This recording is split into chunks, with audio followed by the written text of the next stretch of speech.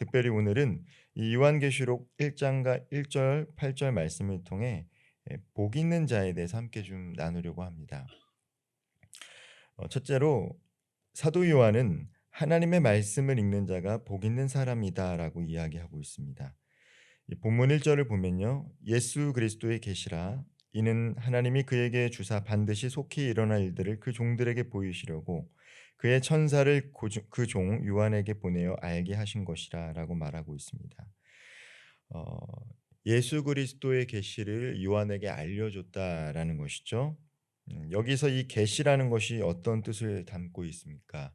이 계시가 무엇입니까? 계시는 숨겨진 것을 드러낸다라는 뜻을 갖고 있습니다. 숨겨진 것을 드러낸다. 즉 요한계시록은 우리에게 감추어진 비밀이 아니라 하나님께서 그분의 계획과 약속을 분명히 밝히 드러내 보이시는 하나님의 말씀이다라는 것이죠. 누구에게나 있는 특별한 비밀의 말씀이 아니라 하나님의 영을 가진 사람들에게는 밝히 알려주시는 하나님의 뜻과 계획을 밝히 알려주셔서 압제와 폭력 속에서 살아가는 성도들에게 위로와 소망을 주었던 책이 바로 요한계시록이다. 우리가 요한계시록을 바르게 알아야지만 두렵고 떨림이 아니라 단순히 종말에 관해서 말하는 이야기의 책이 아니라 오늘 살아가고 있는 성도들 또 그 당시 성도들에게는 이 사탄으로 이렇게 묘사되었던 이 로마가 또 오늘날 우리들에게는 다른 모습으로 다가올 텐데 그 속에서도 희망과 소망을 잃지 않고 살아갈 수 있다라는 것이죠. 말씀을 읽는다는 것은 단순히 글자 해독을 넘어섭니다. 여기서 말하는 읽는다라는 것은 그냥 우리가 말씀을 입으로 소리내어서 읽는다라는 것을 넘어서는 행위죠. 그것은 하나님의 뜻과 계획을 알아가려고 하는 이 주체적인 신앙 행위입니다. 하나님의 뜻과 하나님의 계획을 알아가려고 하는 주체적인 신앙 계획인 것이죠. 이 칼빈 대학교 총장이신 이 강영한 이 교수님, 이 철학자이기도 한데 이 그리스도인들이 이 성경을 읽는다라는 의미가 무엇인지에 대해서 한번 책으로 내신 적이 있습니다. 그냥 그리스도인들이 성경을 읽는다라는 것, 그것은 단순히 문자 해독과 그 문자를 읽는 것이 아니라 하나님께서 말씀하시는 뜻이 무엇인가를 이 주체적으로 읽는 것이다라고 말씀하신 것이죠. 이 역사의 주관자이시며 시작과 끝이 되시는 하나님께서는 우리에게 장차 속히 일어날 일들을 보이기를 원하셨고 특별히 요한을 기자로 택하여 알리셨습니다. 천년이 하루 같으신 하나님의 관점 속에서 속히라는 말은 인간의 시간 개념을 넘어선 하나님의 계획의 임박성과 확실성을 드러냅니다. 하루가 천년 같고 천년이 하루 같다. 하나님의 시간 계획과 우리의 시간 계획은 엄연히 다릅니다. 우리가 혼란과 두려움의 시대를 살아갈수록 우리는 성경을 읽음으로 하나님의 큰 그림 속에서 우리 현재를 바라볼 수 있다라는 것이죠. 그래서 성경을 읽는다라는 것은 복된 행위이자 복된 삶입니다. 요한은 이 편지를 아시아에 있는 7교회에 보냈습니다. 이 7교회는 당시 실제 했던 역사적인 교회들이지만 동시에 모든 세대, 모든 교회를 망라하는 상징적인 의미를 가지고 있습니다. 실제로 AD 1세기경에 이 사도 요한이 7교회에 실제로 편지를 보냈겠지만 동시에 오늘날 모든 교회를 상징하는 교회이기도 합니다. 오늘날 우리 교회에도 주시는 말씀이라는 것이죠. 요한계시록을 읽는다는 것은 시대를 초월하여 모든 성도들에게 주시는 하나님의 계획과 소망을 깨닫고 그 계획에 동참하는 지혜로운 자가 되는 길이기도 합니다. 그러므로 성도 여러분, 바쁜 일상 속에서도 하나님의 말씀을 펼쳐 읽으며 그분의 크신 뜻을 깨닫고자 하는 갈급함이 저와 우리 성도님들의 삶 가운데 함께하기를 소망합니다. 둘째로 어떤 사람이 오늘 요한계시록 1장 3절에서 복되다라고 얘기하고 있습니까? 하나님의 말씀을 읽는 자 그리고 하나님의 말씀을 듣는 자가 복이 있다라고 이야기하고 있습니다.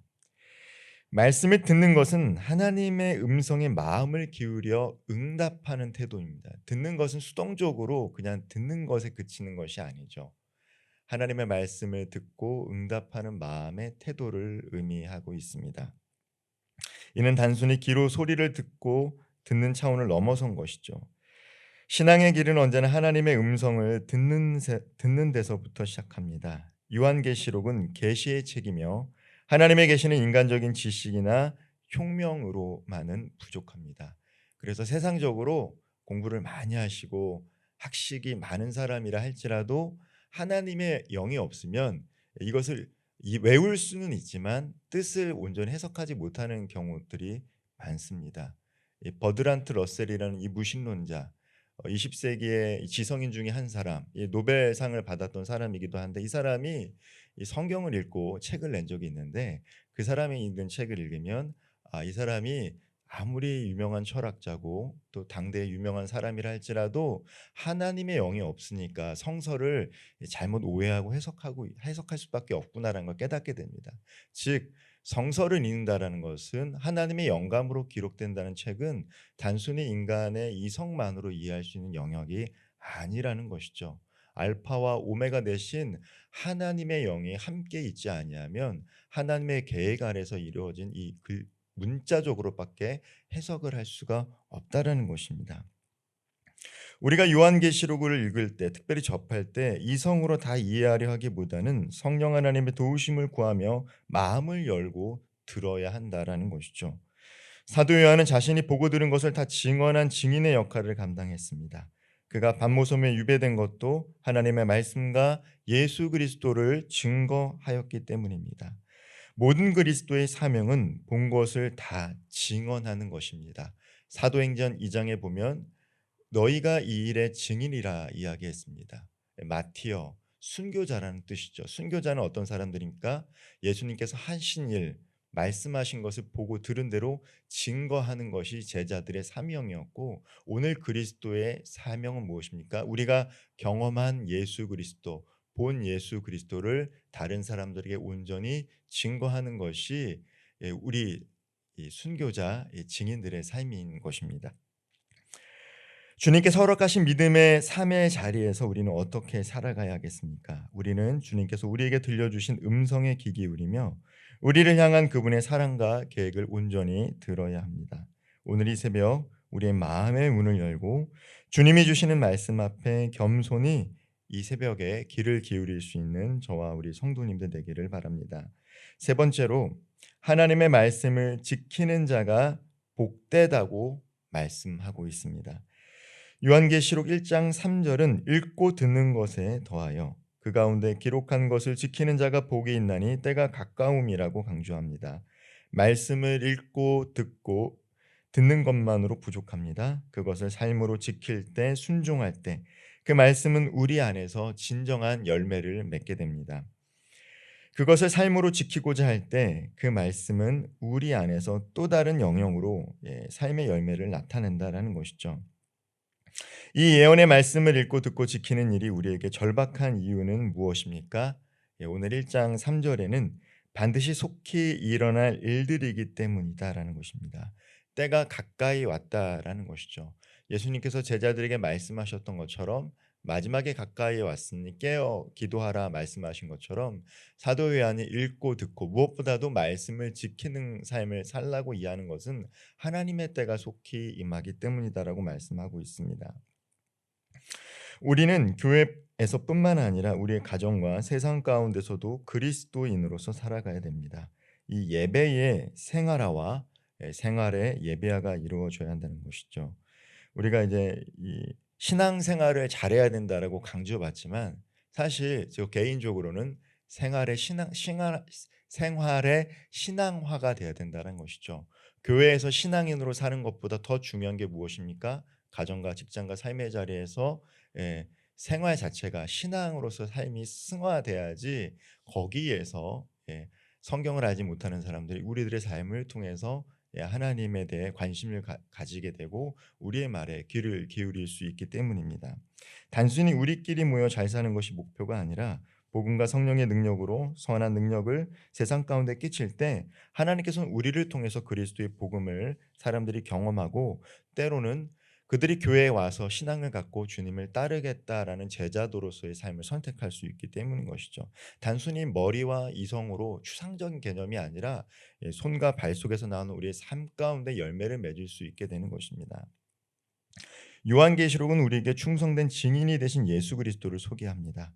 본문 5절과 6절에 보면요. 주님은 자기 목숨을 내어놓으심으로 하나님의 말씀에 순종함에 충성하였고 죽은 자들 가운데서 먼저 나시고 땅의 임금들의 머리가 되셨다라고 이야기합니다.